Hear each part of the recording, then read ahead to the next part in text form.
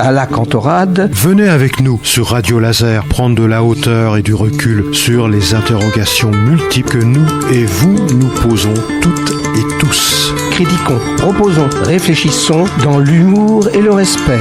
Explorez pendant un mois, chaque semaine, un sujet pertinent avec toujours un invité expert.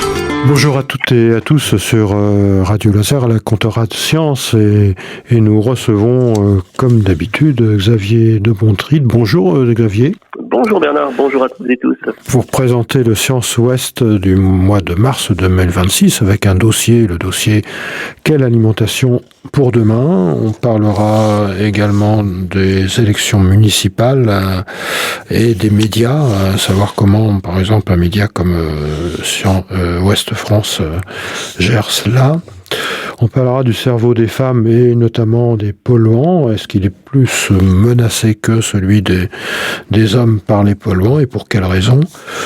On parlera également d'autres aspects, je crois, les singes à Pimpon. Dans la forêt de Pimpon, rendez-vous compte. Dans la forêt de Pimpon, et on parlera peut-être, si on a le temps, aussi de ce qui va se passer à Brest, avec le festival Ressac. Tout à fait, peut-être, si on a le temps. Voilà. Donc on va commencer par le dossier. Le dossier, bien sûr, manger, c'est un besoin physiologique. Et puis, tout ce que l'on mange vient du sol, y compris les animaux, puisque les animaux se nourrissent de ce qui émane du sol. Donc, je vais vous laisser un petit peu la parole, Xavier, pour nous parler. Merci Bernard. Oui, effectivement, on a mis à la une de ce numéro de Science Ouest du mois de mars une question: quelle alimentation pour demain?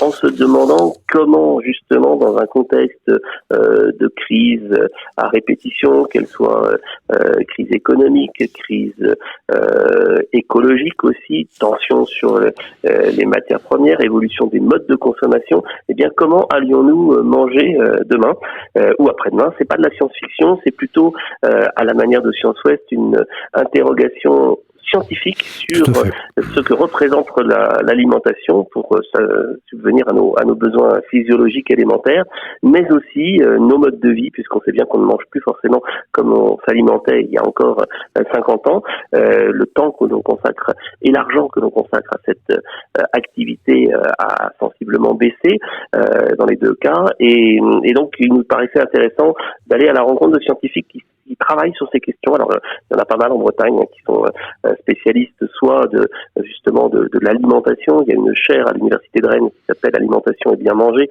avec Pierre Veille et Ludovic Paquin que nous sommes allés interviewer longuement pour poser un petit peu la problématique de cette question de l'alimentation. On a aussi été voir des spécialistes, vous le rappeliez Bernard, des sols et de la génétique des plantes avec l'INRAE notamment pour bien comprendre les mutations qui sont à l'œuvre par rapport à nos plantations, mais aussi les tensions qui peuvent peser du fait des évolutions du climat sur les conditions de plantation quand il s'agit de faire face à la sécheresse, mais aussi aux inondations à répétition. On l'a vu encore ces dernières semaines en Bretagne.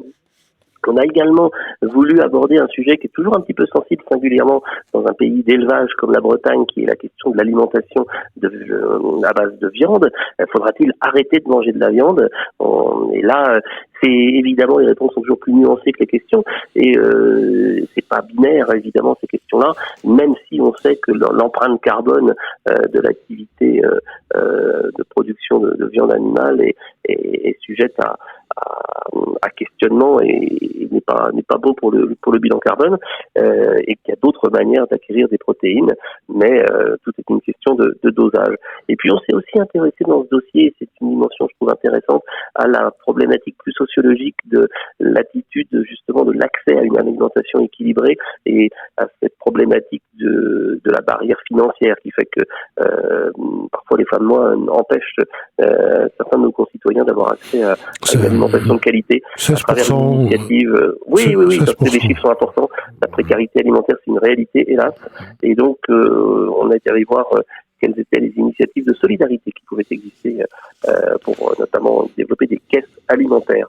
voilà quelques-uns des sujets. On a parlé de surproduction, on a parlé aussi quand même, parce que ça c'est un petit peu spontanément ce à quoi on pense, est-ce qu'on va manger des choses qu'on ne mange pas aujourd'hui dans quelques années, par exemple des algues ou des insectes. Là aussi, la réponse est plus nuancée, mais je vous laisse découvrir les résultats de nos enquêtes. Oui. Il y a aussi, on n'a pas parlé dans ce numéro, l'utilisation des cultures de cellules musculaires striées. En faisant des biopsies sur l'animal, on peut mettre en culture. Il y a des équipes américaines, israéliennes qui font ça. Et ça avance au niveau recherche pour l'instant. Voilà, vous êtes plus calé que moi sur le sujet, je vois, Bernard. Ce qui se passe. Mais ça donnera certainement lieu à d'autres. Ah oui, sûrement. Oui, parce que finalement, avec un seul bœuf, il suffit de faire un prélèvement par biopsie et de mettre en culture, mais le bœuf est toujours vivant, lui. Vous voyez. Donc, voilà, on est dans les. Je ne voudrais pas m'avancer. Non. Ce ne sont pas les bons, donc je vais peut-être vous laisser. Je voulais compléter. Tout ça. Oui, je voulais compléter tout ça, quoi. Et puis on parle aussi de sécurité sociale. Vous l'avez commencé à aborder. Sécurité sociale alimentaire. Donc, exactement. Cette idée, il y a des initiatives, pas forcément en Bretagne, qui ont été lancées, mais qui commencent à arriver chez nous aussi et qui méritent d'être suivies de près. Il y a des expérimentations, comme on dit, avec une espèce de carte vitale de l'alimentation, et notamment dans le pays de Morlaix. On a repéré ça. Tout à fait, avec l'UBO aussi, l'Université Bretagne occidentale. Oui. Ok, voilà. Très bien. Bon, écoutez, il faut lire ce dossier, qui est un dossier très complet, avec beaucoup de précision. Oui, alors c'est vrai que c'est un thème qui est dans l'actualité, et il se trouve qu'en ce moment, il y a à Rennes, ces jours-ci, le salon, le CFIA, le salon de l'alimentation. Alors, on n'a pas fait notre dossier pour ça, mais en même temps, on se dit que ça lui donne un écho particulier. Peut-être que certains professionnels, c'est un salon professionnel, le découvriront à cette occasion. Voilà. Alors, on va parler maintenant, comme on l'a dit tout à l'heure, bien des médias et des élections municipales, qui vous rappellent que le premier tour, ce sera le week-end prochain, dimanche, absolument, tout à fait. Et donc, finalement, cet article est intéressant parce c'est une étudiante qui était en thèse, et il s'agit pour elle de comprendre l'évolution du traitement médiatique des municipales, notamment par Ouest France, et c'est une manière finalement de mieux cerner les relations entre information et démocratie. Et il y a 34 875 communes en France. Je vous laisse continuer, Xavier. Oui, alors ce sujet, vous pouvez vous demander pourquoi un média de vulgarisation scientifique comme Science Ouest a décidé d'aborder cette question. Précisément, et vous l'avez rappelé, Bernard, parce que il y a un travail d'études scientifiques mené par une jeune doctorante qui s'appelle Lila Pastré, et qui fait sa thèse en sciences politiques à l'université de Rennes, et qui a décidé d'aller voir du côté de Ouest France comment justement était traité à la fois le lecteur et les lecteurs, qui sont une et même personne, mais qui n'ont pas forcément les mêmes attentes. Et donc tout son travail qui est en cours, donc là on a peut-être plus une présentation de la démarche méthodologique qui est la sienne, on n'a pas encore les résultats, mais on aimera suivre cela en fonction de l'avancement de sa thèse, c'est d'enquêter sur la manière dont un quotidien régional de référence comme Ouest France traite cette problématique. On sait que la promesse éditoriale de Ouest France, vous savez, ils aiment bien dire que c'est de la commune au monde. Donc la commune, cette petite entité à laquelle nous appartenons tous.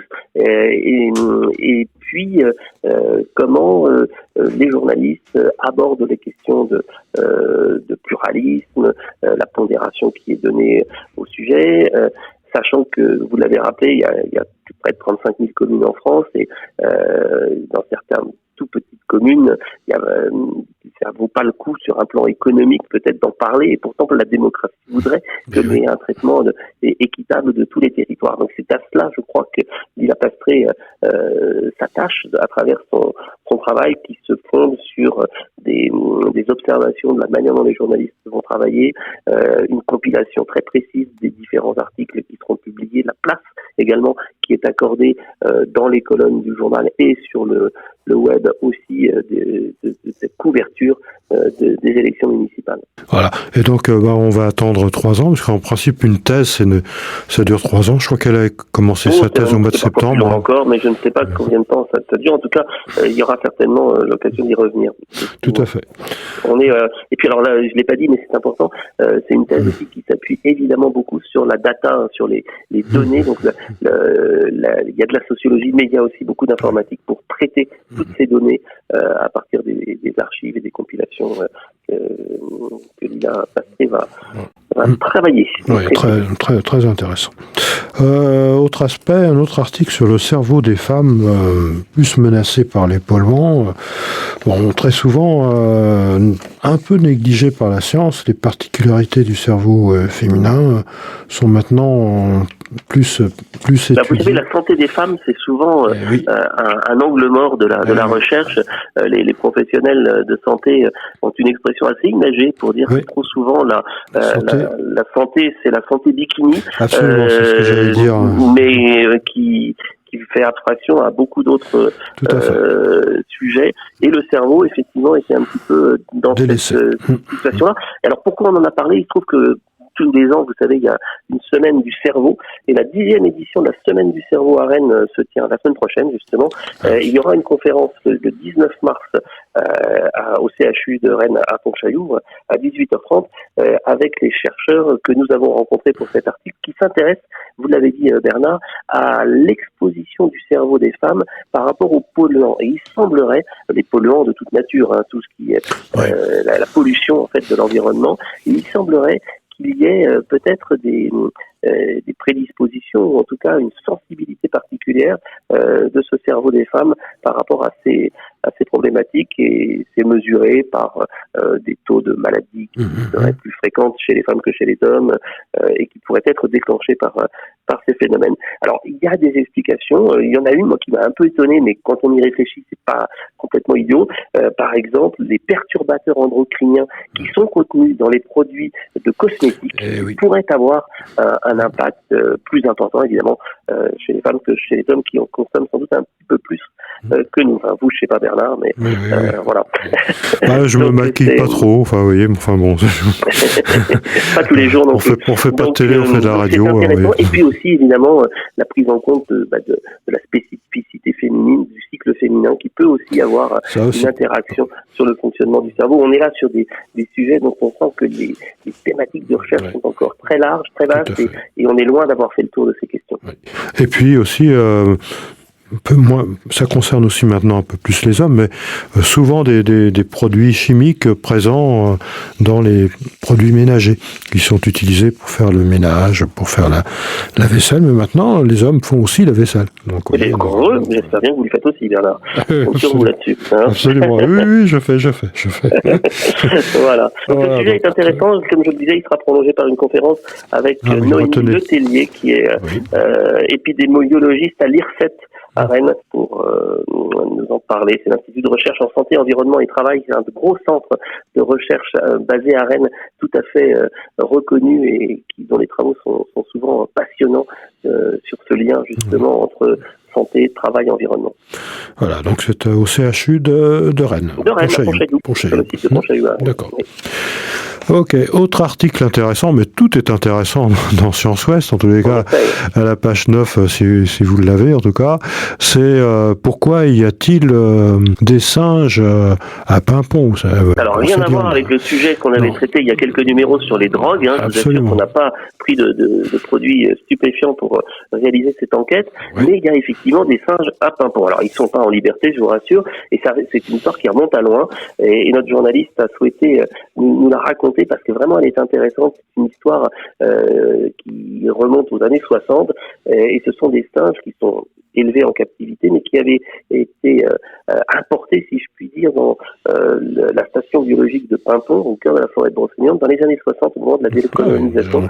C'était des singes qui venaient d'Afrique et qui qui venait du Gabon exactement. Et depuis, bien les singes, ils sont là. Alors, ils sont là à des fins d'observation sur leur comportement par des primatologues qui les élèvent et qui les observent sans interaction humaine. Ils sont pas du tout utilisés à des fins d'expérimentation ou de manipulation. On n'est pas du tout là-dessus. On est plutôt sur le comportement avec des méthodes, comme on dit, qui sont non invasives et qui relèvent vraiment de l'observation. Mais c'est une anecdote assez originale. Je crois que peu de gens imaginent qu'il y a des singes dans la forêt de Menton, en tout cas à la station biologique de Menton. Donc on étudie, c'est de l'éthologie, on étudie seulement leur comportement. Vous savez, exactement. Pour une petite aparté en quelque sorte, à la fac de médecine de Rennes, il y avait des singes à l'étage, tout en haut, sur le toit. Et il n'y en a plus, parce que justement, il s'agit de ne rien faire d'invasif depuis pas mal d'années. On est très très très vigilant. L'animal et le singe est un animal sensible. Et je me rappelle le dernier singe qui nous a quittés, qui était à la fac de médecine. C'était émouvant. Quand on l'a quitté, son regard. C'était une petite. Il y a une interaction forte avec oui, une interaction avec ces animaux forte. En particulier. Et donc ils étaient en haut à la fac de médecine de Pontchaillou, enfin de Rennes, quoi. Et donc maintenant il n'y en a plus, je peux vous le confirmer, mais il y en a encore à Pimpon, mais c'est du non-invasif totalement. Oui, tout à fait. On est bien d'accord, oui. Tout à fait. Merci pour cette anecdote. Oui, tout à fait. Alors après, il y a quelque chose qui se passait à Brest. Le Ressac va faire son show là-bas à Brest. C'est un festival. Alors, ça. Difficile Là, vraiment, j'invite nos auditeurs et auditrices à aller se renseigner. Ça se passe. Mais il n'y a plus beaucoup de temps parce que ça se termine. Là, on enregistre notre émission le 11 mars et ça se termine le 14. Alors, je ne sais pas si ça sera diffusé, mais c'est un festival qui est vraiment intéressant et qu'on a envie de mettre en avant dans ce numéro, qui est un grand festival gratuit qui mêle art et science. Et c'est pour ça qu'on s'y est intéressé à travers des tas de créations, de rencontres entre des artistes, des plasticiens, mais aussi des scientifiques.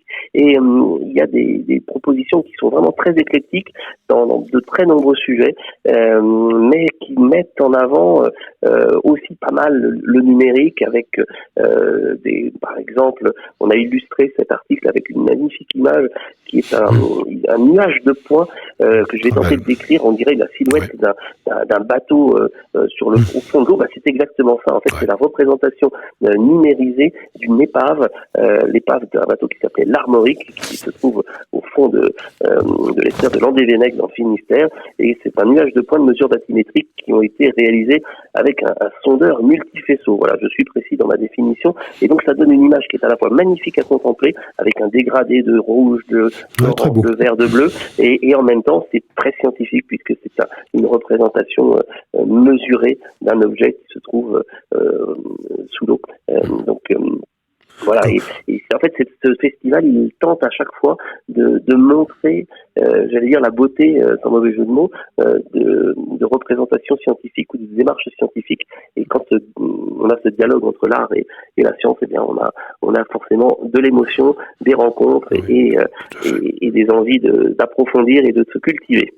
Comme quoi, la science peut être de l'art également. Quand vous regardez il y a des belles coupes histologiques de tissus animaux ou autres, de plantes, qui sont très très très belles. La couverture, la une du numéro dont nous parlons de Science Ouest, elle est très très belle. Et en fait, quand on regarde de près, ce sont des coupes de légumes qui ont été positionnés sur une plaque de verre et qui sont photographiés. Donc, on reconnaît une tomate, il y a sans doute un petit peu de concombre, on a des asperges et un oignon. Et tout ça donne un espèce de tableau super contemporain, très beau, très chaude. Et voilà, c'en est une bonne illustration. Vous avez raison de rappeler que art et science peuvent faire bon ménage. Merci Xavier. Alors, autre aspect aussi, comme toujours, la question de science. Alors, la question de science, ça va être pourquoi les bourgeois éclosent les bourgeons. Les bourgeons. Les bourgeons éclosent. Ok, les bourgeois, peut-être pourquoi pas, éclosent-ils au printemps. Et donc, la réponse, vous l'aurez dans Science Ouest également. Et enfin, un livre intéressant aussi, Faire science ensemble, de Laure Tarcati à la Sorbonne Université Presse de 2025. On essaye de solliciter de plus en plus le public à faire de la science, de collaborer avec des chercheurs. Ouais, voilà. Tout à fait, Xavier. Je crois qu'on a fait... On essaye de donner à chaque fois à lire des ouvrages qui sont justement en lien avec la réflexion scientifique ou des travaux particuliers. Ok, excusez-moi pour le petit lapsus de tout à l'heure. C'était un lapsus. En tout cas, on a fini notre chronique et donc on vous souhaite à toutes et à tous un très bon week-end et lisez Science Ouest qu'on peut trouver où, Xavier, vous pouvez le rappeler. On peut trouver à l'Espace des Sciences, dans les différents pôles de culture scientifique en Bretagne, je pense à Océanopolis, à la Cité des Télécoms et à d'autres partenaires, la Maison de la Mer à Lorient aussi. Vous pouvez évidemment nous trouver sur abonnement, mais également dans quelques librairies, à Rennes, à Brest notamment. D'accord, super. Écoutez, on vous souhaite à tous et à tous un... Et puis le site internet, bien sûr, de ScienceWest.org. Vous pouvez rappeler l'adresse pour retrouver les articles et s'y abonner. D'accord, super.